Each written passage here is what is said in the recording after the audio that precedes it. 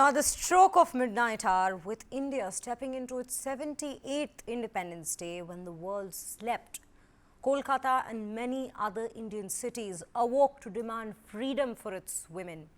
The movement Reclaim the Night called for a new freedom struggle for women, symbolized by a viral poster of a red hand holding a crescent moon.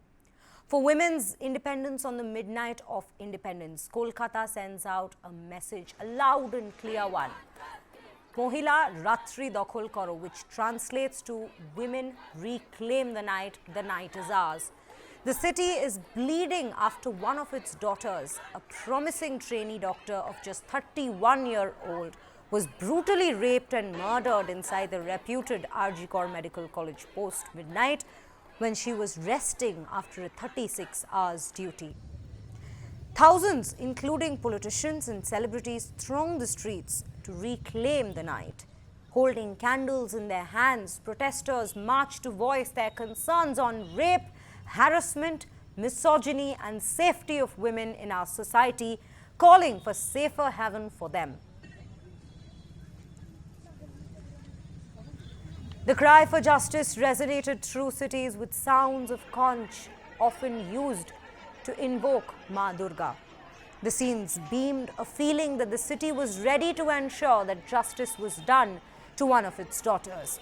And the voices were loud and clear, while mothers were apprehensive. Let's take a look at some of these responses that's come in from these people who joined the movement at midnight yesterday.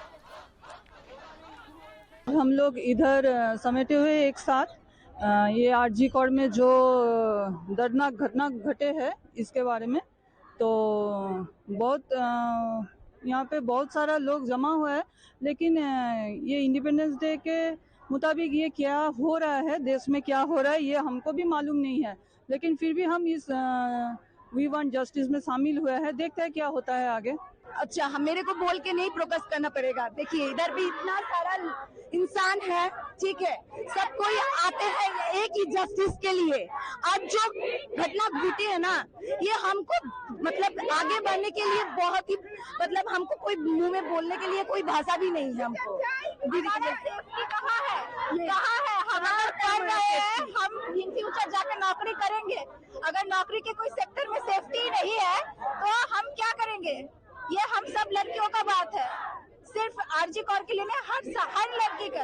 हम पढ़ ही रहे कि हम जाके doctor बने, engineer बने। अगर वही पर सेफ्टी नहीं है, अगर वही पे जहाँ पे हम काम करने जा रहे हैं डेली, वही पे हमारे लड़कियों का कोई सेफ्टी नहीं है, तो हम दस्ते में क्या ही हम बोल सकेंगे? दस्ते में कुछ होगा तो क्या ही बोलेंगे? अगर हमारे कोई भी कॉर्पोरेट सेक्टर में, गवर्नमेंट सेक्टर में सेफ्टी ही नहीं है, क्यों नहीं है? ये सरकार को लागू करना चाहिए ये सेफ्टी। स्वर्णाली दत्ता, प्रीति बाइन।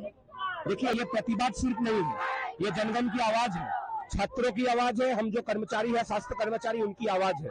हमारे दर्द को जब निगलेक्ट किया गया, हमारे को जब विचार नहीं दिया गया, हमें शौक नहीं है रात को आधी रात में यहाँ खड़े होने का। आज हम लोग 15 अगस्त में 78वें स्वाधीनता दिवस में पैर रख रहे हैं और हमारे देश में, हमारे राज्य में एक पीजीटी ट्रेनी का रेप हो रहा है और मर्डर हो रहा है। और सबसे नाटकीय चीज क्या है, हमारे यहाँ ना उसका कोई विचार हो रहा है ना कुछ।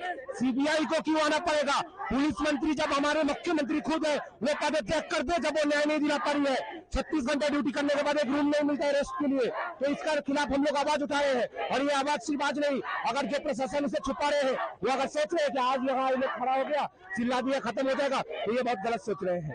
हम लोग अगर पेशेंट का जान बचा सकते हैं तो अपना जान का रक्षा के लिए रास्ते पर उतर सकते हैं और लड़ाई कर सकते हैं, और ये लड़ाई जारी रहेगा जब तक उसको न्याय ना मिले। और ये लड़ाई के लिए हम सब एक हुए हैं और एक साथ लड़ेंगे।